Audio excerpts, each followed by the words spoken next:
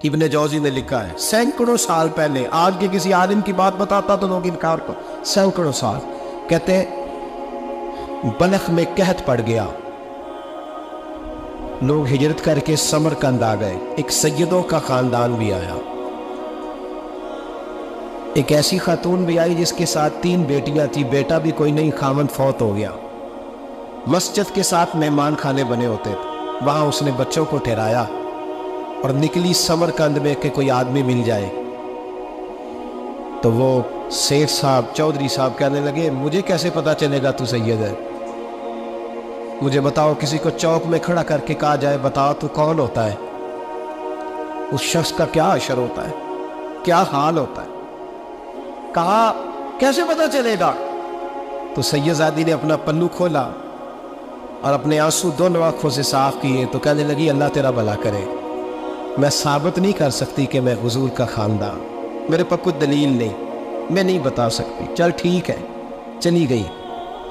کسی نے بتایا کہ یہاں ایک یہودی بھی رہتا ہے، وہ بڑا سخی ہے، یا آتش پرست ہے، یا پارسی ہے کافر غیر، سخی بڑا ہے، اس کے پاس گئی، بیٹھی رہی، لوگ بیٹھے تھے، جب چلے گئے تو قریب گئی، کہنے لگی مجبور ہوں، پریشان ہوں، غریب نہیں ہوں، کہنے لگا بی بی تجھے کبھی دیکھا نہیں، سمرقند کی اتنی آبادی نہیں، میں سارے شہر، تو کون ہے؟ تو کہنے لگی تعارف نہ ہی پوچھے تو اچھا ہے۔ اس نے کہا چلو اگر پتہ چل جائے تو، کہنے لگی میں مسلمانوں کے نبی کی اولاد ہوں۔ مسلمانوں، اس نے کہا پیغمبر خدا کی اولاد، اٹھ کے کھڑا ہو گیا، بی بی کو ساتھ لیا، گھر گیا، کہنے لگا جو صاف ستھرا کمرہ ہے نا اسے پھر دھو ڈالو، ایک دفعہ پھر دھو ڈالو، کمرہ دھلایا، صاف کرایا، پھر کہنے لگا بی بی میرے برتن زیادہ صاف ستھرے نہیں، میں نئے نہ خرید کے لا دوں، پھر نئے برتن لایا، پھر اپنے بچوں سے کہنے لگا اونچا نہ پھولنا، یہ سیدہ فاطمہ کی شہزادیاں آئی، یہاں کوئی شخص اونچی بات نہ کرے۔ پھر کہنے لگا بی بی جو میرا بالکل طیب اور حلال رزق ہے نا، یہ اس میں سے لنگر ہے، لیکن چونکہ میں غیر مسلم ہوں، مجھے سلیقے نہیں آتے، جیسا تیسا بھی ہو نا اسے قبول کر لینا۔ خاتون کو کہنے لگا یہ گھر ہے، جب تک جی چاہے یہاں رہنا، اور دیکھنا ہو سکے تو رات اپنے نبی سے سفارش کرنا، میرا بھی کوئی مسئلہ، میری بھی کوئی قبولیت کہیں ہو جائے۔ وہ مسلمان کہلانے والا رات کو سویا، کہتے جنت سجی ہوئی ہے، لوگ جنت میں جا رہے ہیں، لائنیں لگی ہوئی ہیں، نبی پاک لوگوں کو جنت میں بھیج رہے ہیں، میں بھی دوڑ کے لائن میں لگ گیا، فرشتے نے میرا بازو پکڑا، کہا پیچھے ہٹ، تو میں دوڑ کے حضور کی بارگاہ میں گیا، میں حضور سارے جنت میں جا رہے ہیں، یہ مجھے نہیں جانے دیتا۔ نبی پاک نے فرمایا تو کون ہے؟ کہ یا رسول اللہ میں مسلمان ہوں۔ کہتے حضور مجھ سے فرمانے لگے کوئی دلیل ہے تیرے پاس؟ دلیل ہے کوئی تیرے پاس؟ جب میں چپ کر گیا، فرمایا میری بیٹی ہے تیرے دروازے پر آ ہی گئی تھی تو دلیلیں پوچھنے لگ گیا تھا، میں جا دوڑ جا، سویرے آنکھ کھلی تو گلیوں میں ڈھونڈتا پھرتا ہے، تلاش کرتا پھرتا ہے، کونے کونے میں جاتا ہے، وہ سادات کا گھرانہ کہاں گیا، ڈھونڈتے ڈھونڈتے اس غیر مسلم کے دروازے پہ جا کے پہچان لیا، تو کہنے لگا خدا کا واسطہ جو تو نے نوکری کی ہے نا ان کی مجھ سے 11 گنا لے لے، یہ سادات کا گھر مجھے دے دے۔ تو کہنے لگا کل تو آتا تو شاید بات اور ہوتی، آج بات اور ہے۔ اس نے کہا مہربانی کر، کل نہیں کل تو آتا تو معاملہ اور تھا، آج معاملہ آج اور ہے، رنگ بدل گیا ہے، حالات تبدیل ہو گئے ہیں، اب تو دیکھ تاک کے آیا، جا دوڑ جا۔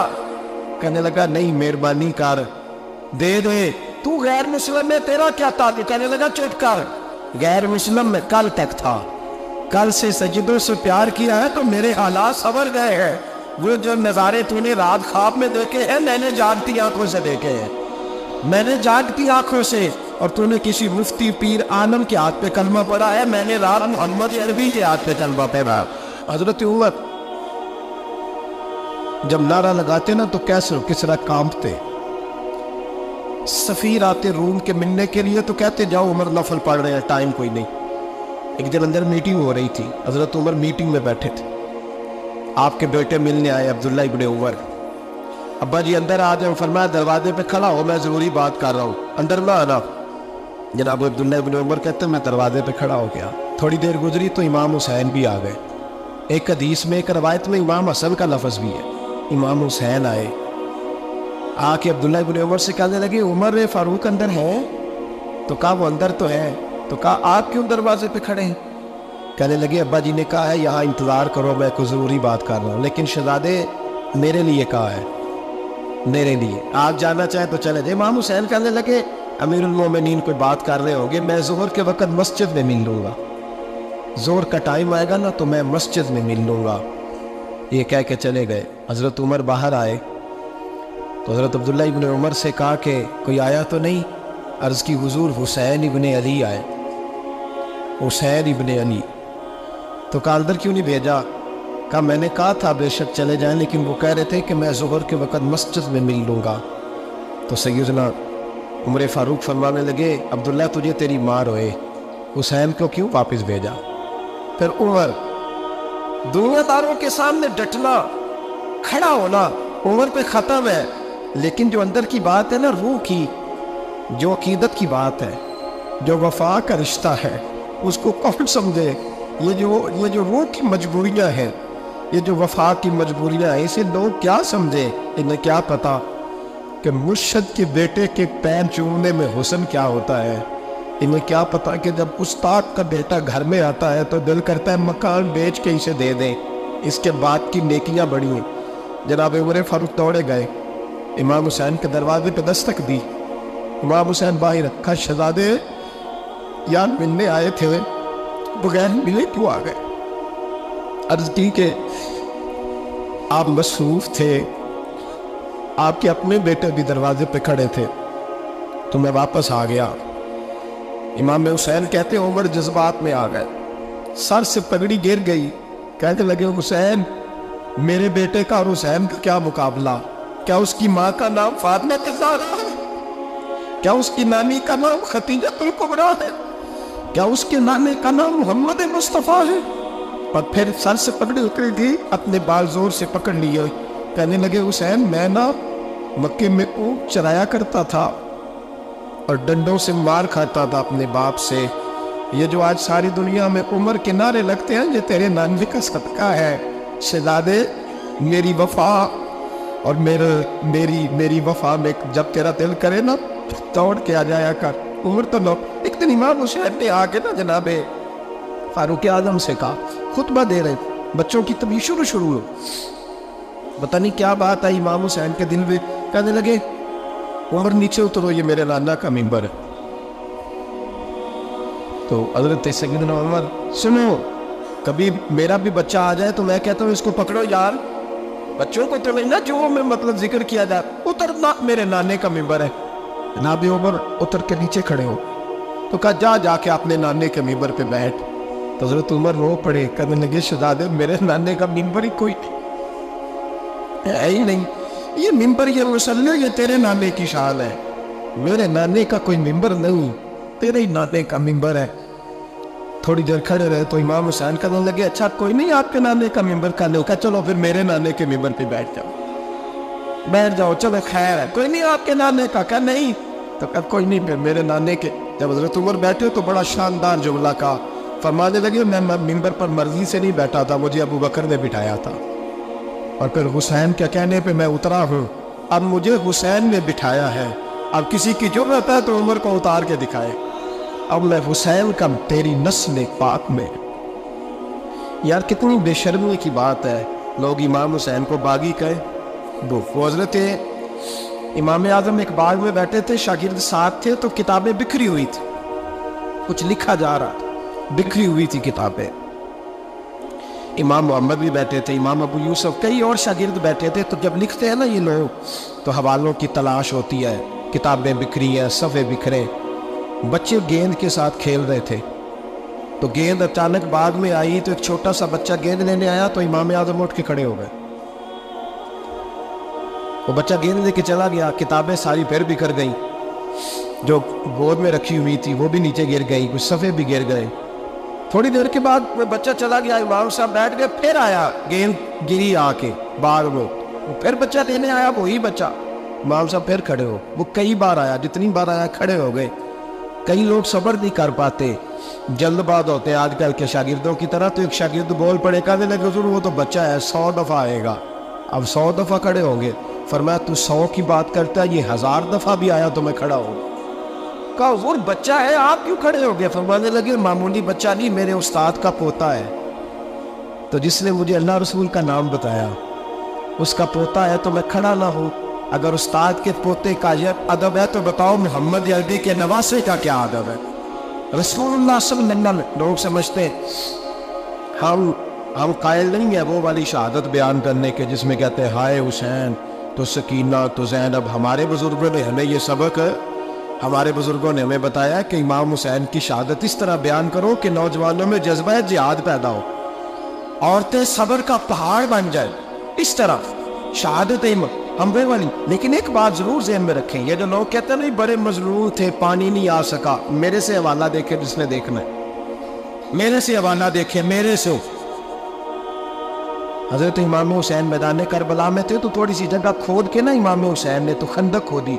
خندق کھودنا عرب کا رواج تھا، مدینہ میں بھی خندق کھودی گئی، اس کا نام ہی جگہ خندق۔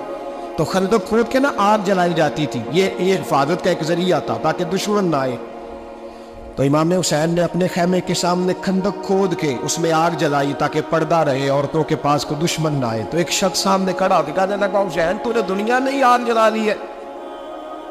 معاذ اللہ ثم معاذ اللہ، کہنے لگا آگے تو آگ ملے گی، یہاں جلا لی ہے؟ تو امام حسین کہنے لگے میں حکم دیتا ہوں آپ کو کہ تجھے ابھی پکڑ لیں۔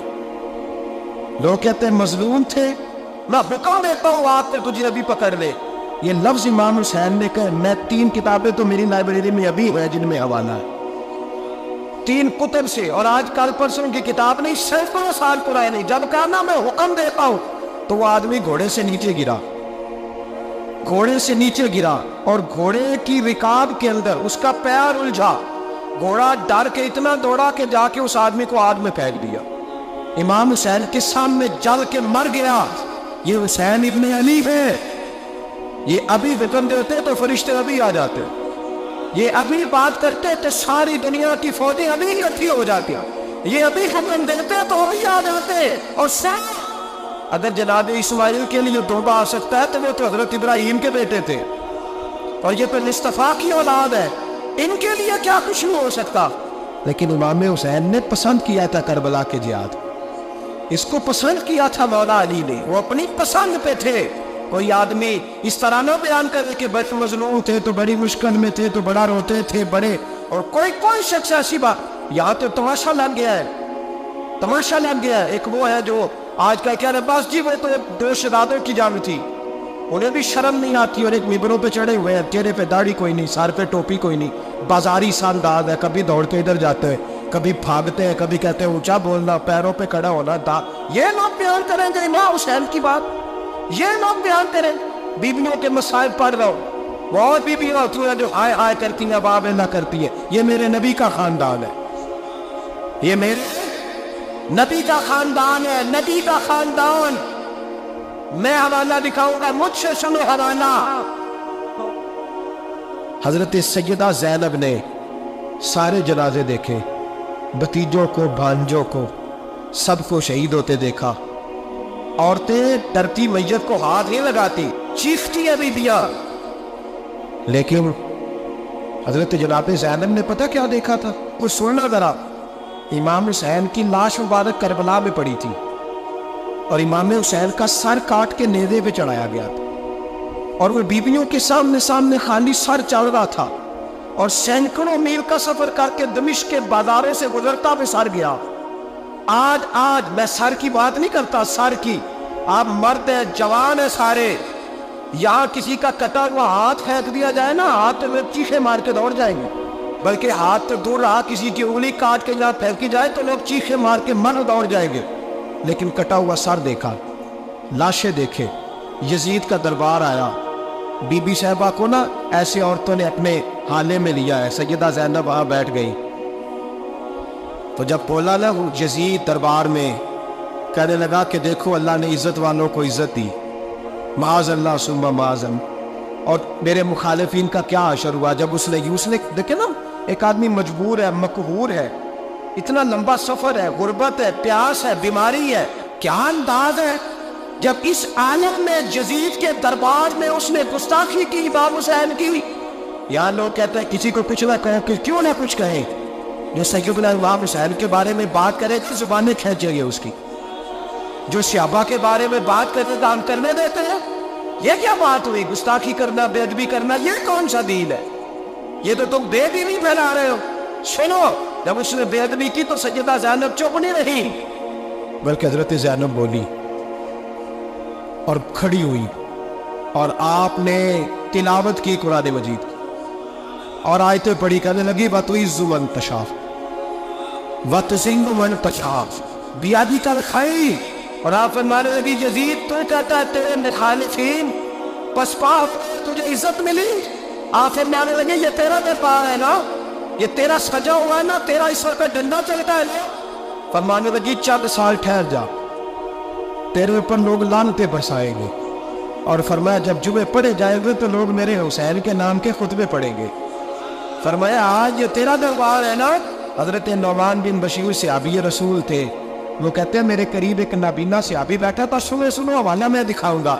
کہنے لگے میرے قریب اس وقت یزید کے دربار میں ایک نابینا صحابی بیٹھے تھے، جب بی بی زینب نے یہ بات کی نا تو وہ نابینا صحابی میرا ہاتھ پکڑ کے کہنے لگے نعمان علی آ گیا ہے، یہ تو علی کی آواز ہے، علی آ گیا ہے۔ جبریل علی بول رہے ہو جیسے حکامت کے گوہے رول رہے ہو جیسے دربار دمشق میں وہ زینب کا خطاب منبر پہ علی بول رہے ہو جیسے، کہنے لگے یہ تو علی کی آواز ہے۔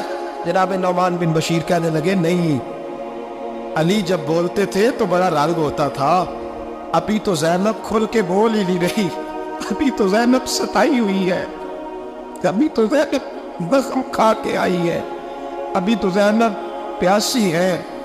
کاش زینب تر و تازہ ہوتی اور زینب خطبہ پڑھتی تو علی کی طرح گرجدار آواز نکلتی، یزید کے مہر کانتے جبریل امین بول رہے ہو جیسے، حکمت کے گوہر بول رہے ہو جیسے، دربار دمشق میں بی بی زینب کا خطاب منبر پہ علی بول رہے ہو جیسے۔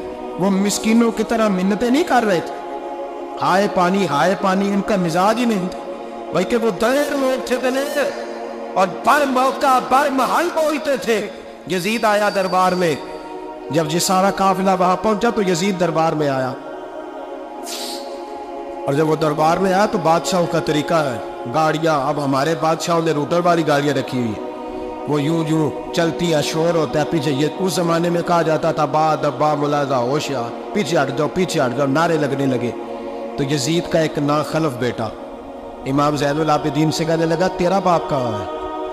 دیکھ یہ میرے باپ دادا کے نعرے، دیکھ میرے باپ کے نعرے، تیرے کدھر ہے؟